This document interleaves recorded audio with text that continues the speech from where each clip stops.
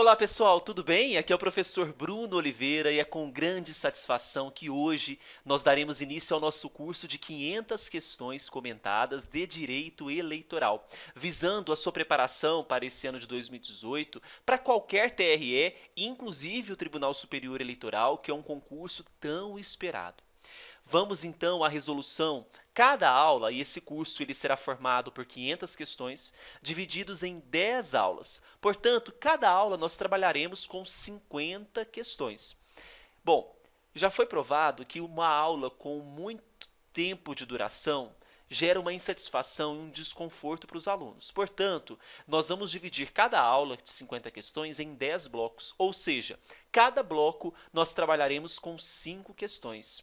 Portanto, serão 500 questões comentadas dos anos de 2015 a 2018, ou seja, as questões das mais atuais possíveis. É óbvio que para alguns conteúdos precisaremos consultar outros anos, porque pela sua ocorrência nos concursos. Mas grande parte das aulas vocês vão perceber que são questões das mais atuais possíveis, ok? O aluno ele receberá o vídeo daquela aula, os vídeos daquelas aulas e o material em PDF com as questões que foram trabalhadas. Esse material que eu uso neste vídeo você receberá em PDF, ok? Você poderá fazer o download para o seu computador, então aquele material ficará para você utilizar e assistir quando você quiser. Tudo bem? O curso ele está disponível no site www.eleitoralcombruno.com.br. Você perceberá que lá no curso de 500 questões já está o cronograma das 10 aulas. Essa primeira aula, essas 50 primeiras questões, é de forma gratuita, né? Então você poderá observar a didática, observar o trabalho das questões, a profundidade na resolução de cada uma das alternativas. Então, nós não deixamos passar nenhum detalhe, vocês vão perceber isso ao longo do curso. Tudo bem? Gostou? Curta o vídeo, se dirija ao site e adquira o curso. Não perca essa oportunidade. Vamos então à nossa primeira questãozinha. Essa questão ela foi cobrada em 2015, Banca CESP, TRE Rio Grande do Sul, para o cargo de analista judiciário, área judiciária. Veja só, o direito eleitoral, precisamente, dedica-se ao estudo das normas e procedimentos que organizam e disciplinam o exercício do poder de sufrágio popular, de modo a que se estabeleça a precisa equação entre a vontade do povo e a atividade governamental. Para melhor ordenação lógica das fontes, há que se partir da Constituição Federal de 88, que é a fonte suprema de onde promana a ordem jurídica estatal. Esse texto, vocês vão perceber que ele não vai ajudar em nada a resolver as questões. Foi mais para encher linguiça. CESP tem essas manias. Claro que em algumas situações a leitura do texto é importante, né? E não estou dizendo isso. Estou dizendo que neste caso não vai ser útil. Percebe o seguinte, com relação a esse tema, pede para que nós assinalemos a correta. Então veja, letra A. Incorporou-se no texto da Constituição Federal a capacidade eleitoral ativa e passiva dos analfabetos. Olha só, os analfabetos foi garantido que eles podem votar. Portanto, se eles podem votar, eles poderão exercer a capacidade eleitoral ativa. No entanto, os analfabetos não poderão ser votados, ou seja, eles não podem ser candidatos. Desta forma, a capacidade eleitoral passiva não poderá ser exercida pelos analfabetos. Tudo bem? Por isso que nós vamos marcar a letra A como falsa, uma vez que considerou que será tanto ativa quanto passiva para os analfabetos. Tá certo? Letra B. A exemplo de alguns países europeus e americanos, a Constituição Federal admite, em determinadas circunstâncias, o registro de candidatos estrangeiros. Falso. Nós sabemos que a Constituição Federal ela não permite que candidatos estrangeiros se candidatem a cargos eletivos. Somente será destinado a brasileiros natos e brasileiros naturalizados. Se você observar a previsão do artigo 12, por exemplo, o cargo de presidente e vice-presidente da República somente é atribuição de brasileiros natos. Agora, por exemplo, Governador, senador, deputados poderão ser atribuídos a brasileiros naturalizados. Estrangeiros, jamais. Por isso que a letra B, quando afirma que poderá, em determinadas circunstâncias, o registro de candidatos estrangeiros, está falso. Letra C. Conforme a Constituição Federal, a soberania popular é exercida pelo sufrágio e pelo voto direto e secreto, com valor igual para todos e, nos termos da lei, mediante plebiscito, referendo e iniciativa popular. Verdadeiro. Aqui nós temos a literalidade do artigo 14 da Constituição Federal. Isso mesmo. Temos aqui a presença do sufrágio, que é o direito público subjetivo.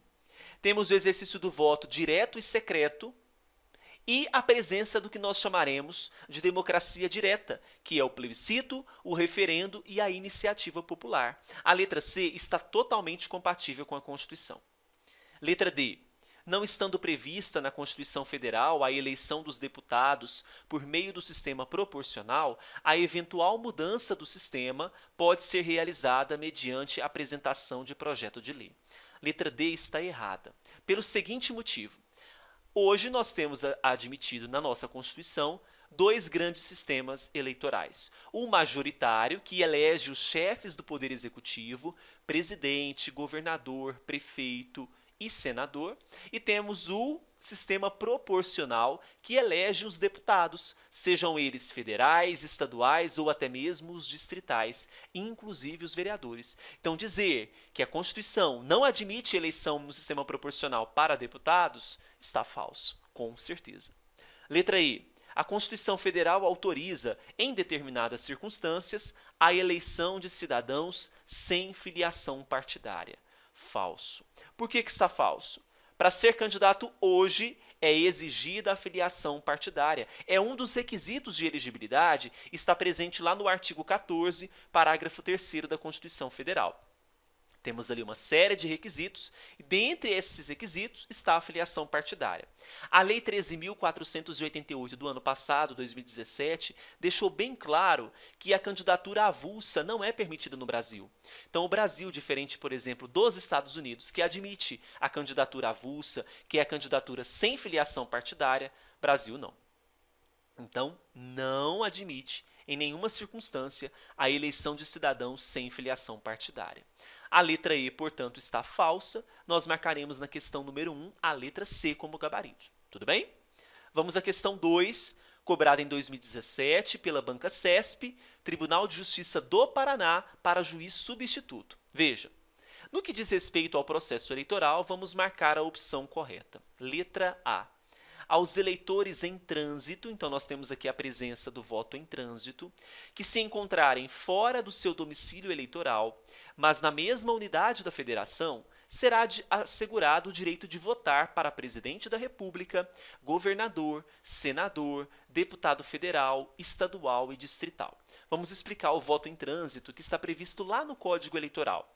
Vamos imaginar que eu, Bruno, tenho domicílio eleitoral em Uberlândia, Minas. Só que no dia da eleição eu não estarei presente em Uberlândia, eu estarei presente em Belo Horizonte, no mesmo estado. Eu posso votar ainda no dia da eleição, mesmo estando em Belo Horizonte? Pode, desde que você se habilite com 45 dias de antecedência às eleições, perante, portanto, a Justiça Eleitoral. Você precisa comparecer a um cartório, se habilitar para votar em trânsito. Como Belo Horizonte é no mesmo estado de Minas, eu posso votar para presidente, para governador, para senador, para deputado federal, estadual e distrital. Qualquer um dos cargos da eleição de 2018, que são as eleições gerais e estaduais. Agora, se eu não estivesse em Belo Horizonte, eu fosse para Barretos, São Paulo, neste caso, o que vai acontecer? Neste caso, como são estados diferentes, eu estarei habilitado somente para votar para presidente e vice-presidente da República. Na letra A, que é o caso concreto em questão, ele estará na mesma unidade da federação. Portanto, está correto o direito de votar para presidente, governador, deputado federal, senador, estadual, deputado distrital. Então, a letra A, por enquanto, é o nosso gabarito, tá bom? Letra B. O princípio da anualidade eleitoral ou da anterioridade, cuidado com isso daqui, tem sido interpretado de maneira estrita e foi sistematicamente observado nas alterações da legislação havidas desde 1993 e na sua interpretação. Essa letra B está falsa por um caso, o outro eu vou comentar com vocês. A maioria dos doutrinadores considera o princípio da anualidade, que é aquele princípio que está presente lá no artigo número 16 da Constituição Federal, como sinônimo para o princípio da anterioridade. Só cuidado, tem bancas, nós vamos ver numa questão daqui a pouquinho, que consideram como diferentes. Então, se você perceber na questão que trouxe lá como opção nas alternativas princípio da anualidade e princípio da anterioridade, de fato, aquela banca está tratando como diferentes. Por quê? O da anualidade, que é o mais comum dentre os doutrinadores, é o previsto no artigo 16 da Constituição, que diz assim: a lei que alterar o processo eleitoral entra em vigor na data de sua publicação, não se aplicando à eleição que ocorra até um ano da data de sua vigência. O da anterioridade, quando a banca trata diferencialmente, é o previsto no artigo 105 da Lei das Eleições, que é aquele princípio que fala da edição de resoluções para regular o processo eleitoral naquele ano, que fala que até o dia 5 de março a Justiça Eleitoral tem que trazer ali as resoluções das eleições que vão regular aquele ano. Então, o princípio da anterioridade, quando a banca traz de forma diferente da anualidade, é essa diferenciação.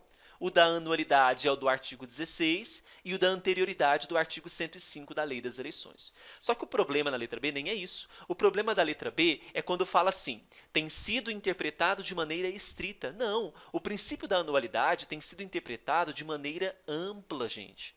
Porque quando eu falo a lei que altera o processo eleitoral, pode ser qualquer lei. Pode ser uma lei ordinária, uma lei complementar, pode ser uma emenda constitucional, como nós vamos ver na questão número 5 daqui a pouco.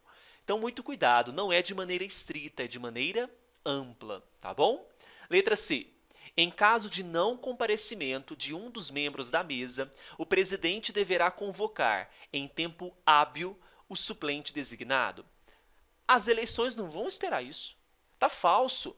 O presidente, como responsável por aquela mesa receptora, uma vez que não há o comparecimento de um dos membros da mesa, se houver necessidade, ad hoc, ele pode convocar qualquer um dos eleitores daquela sessão. Sim, pode convocar você que está votando para preencher aquele lugar vago.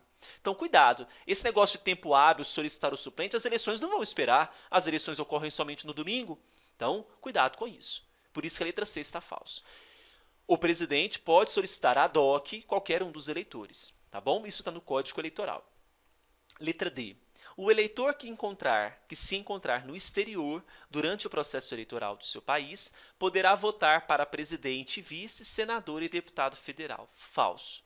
Se você estiver no exterior, você somente poderá votar para presidente e vice-presidente da República.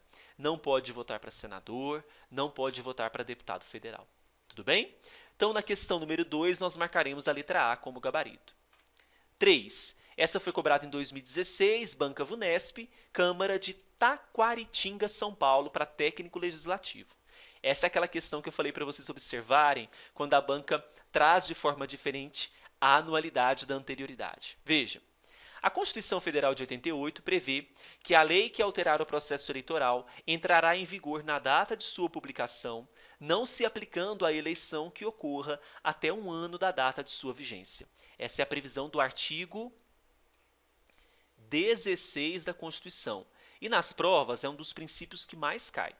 Tal previsão constitucional é considerada uma pedra angular do direito eleitoral e conhecida como princípio da letra A, anterioridade eleitoral, B, anualidade eleitoral, C, periodicidade eleitoral, D, segurança jurídico eleitoral ou letra E, estrita legalidade eleitoral. Bom, vamos descartar o estrita, porque a gente sabe que o caráter é amplo.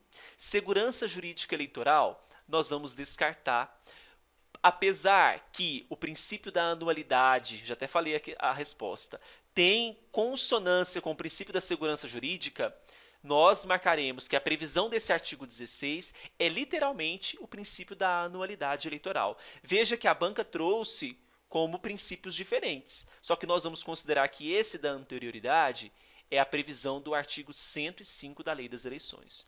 Descartaremos o princípio da periodicidade eleitoral e marcaremos na questão número 3, o gabarito letra B. Tudo bem? 4. Nessa número 4, a banca não trouxe a questão da anterioridade, então vai ficar muito fácil para nós. Veja, 2015, Banca FEPESE, Prefeitura de Balneário Camboriú, Santa Catarina, analista legislativo. Assinale a alternativa que indica corretamente o princípio eleitoral em que a lei que alterar o processo eleitoral entrará em vigor na data de sua publicação, não se aplicando à eleição que ocorra até 1 ano da data de sua vigência. Que princípio é esse? Que tiro foi esse? É o princípio da anualidade eleitoral. Então, a letra A, princípio da legalidade? Não. B, princípio da celeridade eleitoral? Também não. Princípio da anualidade eleitoral? Claro que sim. Esse gabarito da questão 4 será a letra C. Princípio da democracia representativa? Não. E princípio da irrecorribilidade das decisões eleitorais? Não. Então, marcou questão 4, letra C. Última questão do nosso primeiro bloco. Banca. Essa questão foi de 2015. CSUFG, que é a Universidade Federal de Goiás, Assembleia Legislativa de Goiás, para o cargo de procurador. Eu adorei essa questão, galera, muito boa, muito bem feita. Ao julgar o recurso extraordinário número 633.703, em 23 de março de 2011, o Supremo Tribunal Federal entendeu que a Lei Complementar 135 de 2010, que é a Lei da Ficha Limpa, não deveria ser aplicada às eleições de 2010, por desrespeitar o artigo 16 da Constituição, considerando o princípio da anualidade, letra A. A emenda constitucional que até altera o processo eleitoral possui aplicação imediata? Não. Por que que não? Olha o que diz o artigo 16.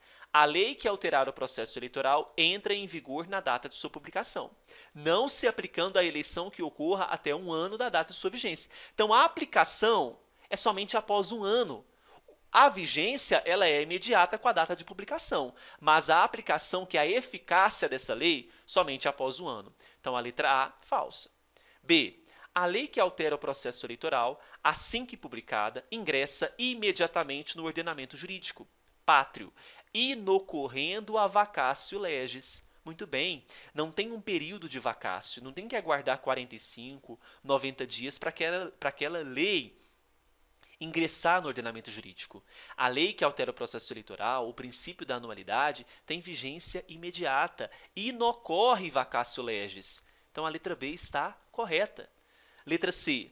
A lei que altera o processo eleitoral entra em vigor 1 ano após a sua publicação.